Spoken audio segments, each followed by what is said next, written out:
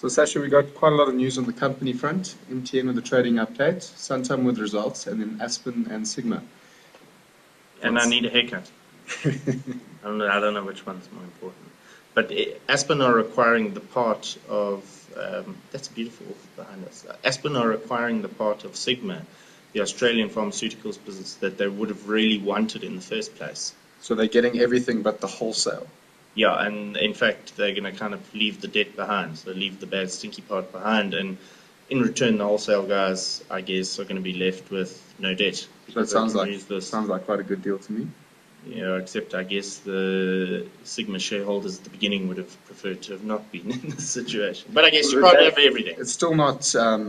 It's still not guaranteed. The shareholders still have to vote on this, eh? As ever, shareholders always have to. But you would presume that both boards would have gone ahead of this with this type of thing if they didn't have the support of their shareholders. Remind me about those MTN trading update, because on balance it looks like ex-growth. Eh? What? Nigeria, Iran, these are big markets of theirs. Do you think South African analysts forget about the rest of Africa and compare MTN to Vodacom? We're stuck in the America effect. We only think about ourselves. So you're saying our country ends at the border of Zimbabwe, but we're well aware of Bob Mugabe and we know about Nigeria.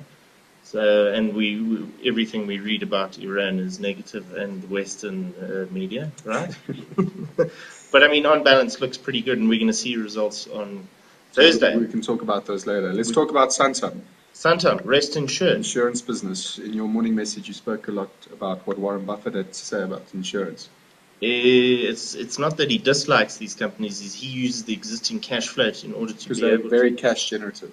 Well, can you imagine having to, if you don't pay your insurance premium, you get cut off next month.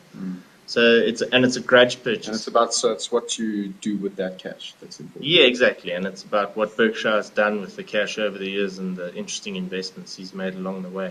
But then there was another story I was more fascinated by, a piece about India, where the average age in India is 10 years younger than the average age in China. That probably has a lot to do with the one-child policy in China. Exactly, and people only wanting slow boys like us, eh? Yeah. So, an interesting world that we're seeing, and in fact, even though Chinese growth is slowing, Morgan Stanley expects the Indian economy to be the fastest growing by about 2013, 2015. So what shares do we buy in India? In India? Tata? I don't know. We're going to have to have a look at that, eh? But beautiful orchid behind.